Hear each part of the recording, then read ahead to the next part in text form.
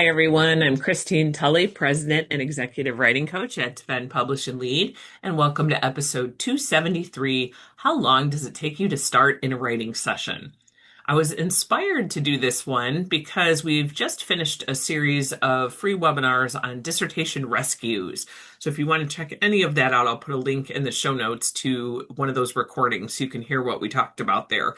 But one of the things that we talked about is just it takes a long time to write things. And one of the problems with writing a dissertation, because most people have not written one before, is they don't know how long it takes to get started when they write, how long it takes them to look up sources, and so on. And so, one thing that I'm really interested in when I'm thinking about time is just to do a little time tracking now and then to just make sure that I am not fooling myself about how long certain things take. So I might say, okay, I'm going to write from 10 to 11:30. And I've mentioned before on this podcast, I like to write in the library or possibly a coffee shop. And, I might think, well, I have an hour and a half of writing. But we all know that's not true. It takes time to get settled, open your bag, find your notes, open that file. Occasionally I will try to close an email tab and then get distracted because I'll see a new email has popped up. It happens to the best of us. And so one of the things that I did last week was just very quickly make a note about how long it took me to actually start writing. And I did my best. I did not write every day last week, and I normally don't, but I did write 4 days because I'm trying to finish a deadline. And so here's what I came up with. And for those of you that are audio listening, I actually made a Penzu note. I've talked about Penzu before. It's my favorite online free notebook tool. But it's just a spot where I record all kinds of things like writing plans for the day, new ideas, and so on. And so for starting times, this is how it went down. So I had a weekend where I didn't do any scholarly writing. And probably before that, I'd maybe written on like a Thursday afternoon. So we had at least a 3-day span in there. So I go to my writing spot, and this was on Monday, and it took me 10 minutes, pretty much 10 minutes on the button, to read my last 5 pages of what I had been working on. So I needed 10 minutes. So actually it took 15 minutes, I should say. 10 minutes to read the last 5 pages I was working on, but then another 5 to make some notes about what I wanted to do in the session. So even though I had an hour and a half to write, 15 minutes of that I needed to prep myself to write. And we all know this intrinsically. Like we do. Most people will say, well, I know it's going to take me a little while to get settled. And for me, I just wanted to see, does it take me 30 minutes to get going? 40? Like, how long is it? And for some people, the longer you go from writing, the bigger that time period probably is. You might need, 40 minutes to orient yourself.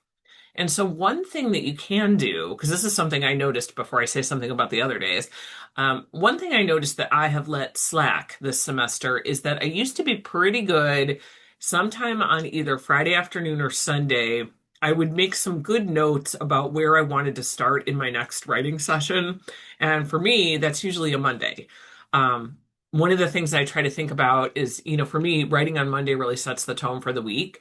And so I'm happy that it only took me 15 minutes to get oriented from not writing since Thursday. But I know I've had other times where it's taken 20, 30, 40 minutes. But this was kind of an average writing situation going from one week into the next. So I was also a little bit reassured that, hey, even if I haven't written since Thursday, it only took me about 15 minutes to get in. And obviously with different writing projects, that time may differ, but that's where I was. Tuesday, one of the things that I did was on Monday, because I was more aware that I needed 15 minutes, before I closed my writing session Monday, I made a quick highlight of where I left off. And so Tuesday, all I did is I walked up the stairs to my spot in the library, I opened my laptop, my document was already open. I just kind of left it up as a tab, and I went to the highlighted place, which was very easy for me because in Microsoft Word, a lot of times there's a little post-it thing that's over to the side that says pick up where you left off.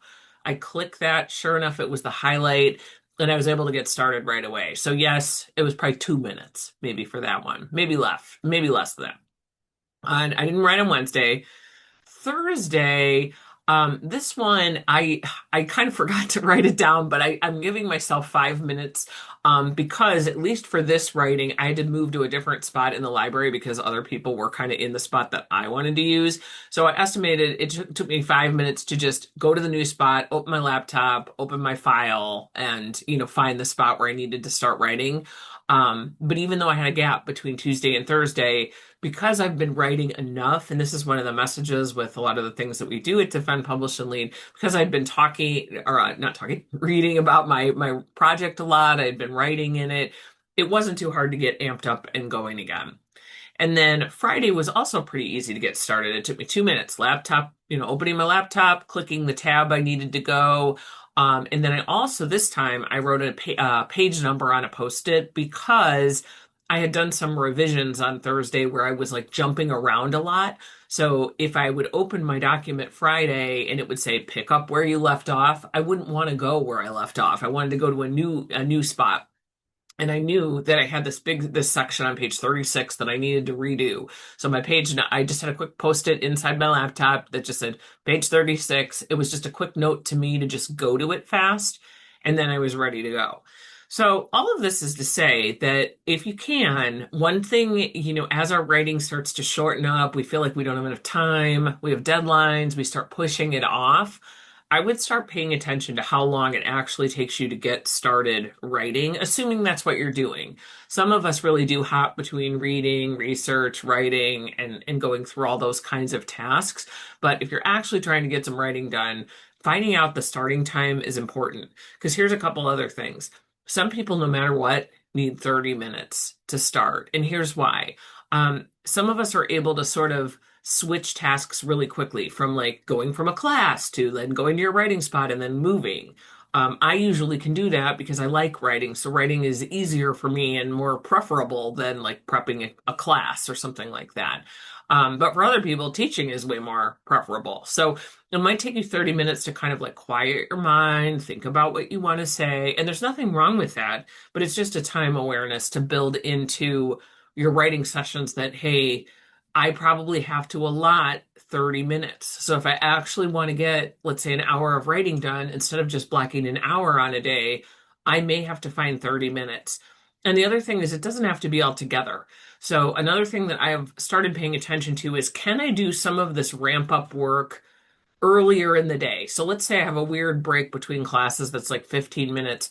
Could I at least open my document, find my spot, have the tab ready to go? So when I'm ready to go over and go start writing, I'm able to do that. So just some things to think about there. Also, on the theory of kind of finding things about time and doing things more efficiently, as you know, Textbook and Academic Authors is our sponsor for our podcast, our only sponsor. And so one of the things I like to do in these episodes is just talk about some basic benefits. You can join this organization for $25 for the year.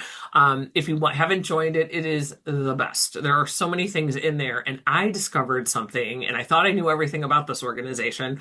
I don't, because one of the resources I found when I went to the members tab was a section on micro learning. And it basically has a series of short 5 to 10 minute how-to videos, and they're all about scholarly writing, time management, productivity, and they're great. Like there was a video in there that says 10 techniques for writing productively. I do this all the time. I feel like I know all these techniques, but when I watched that one, there was one that I had not thought of, and I was like, this is great. These are really short. 5 to 10 minutes. So if you're like me and you eat lunch at your desk, like sometimes I want to do some work, but I don't want to do my work. So this is a lot of times where I'll do some of this professional development or learning. So I would encourage you to check this out.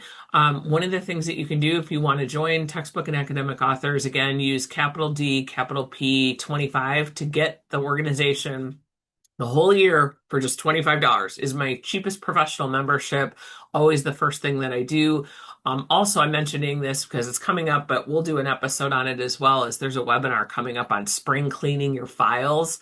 I know that's one I'm going to pay attention to because that's something I also need to do as well. So hopefully this helps for this week, and I encourage you to track how long it takes you to get started with your writing. And just make a note so you're aware. Happy writing this week.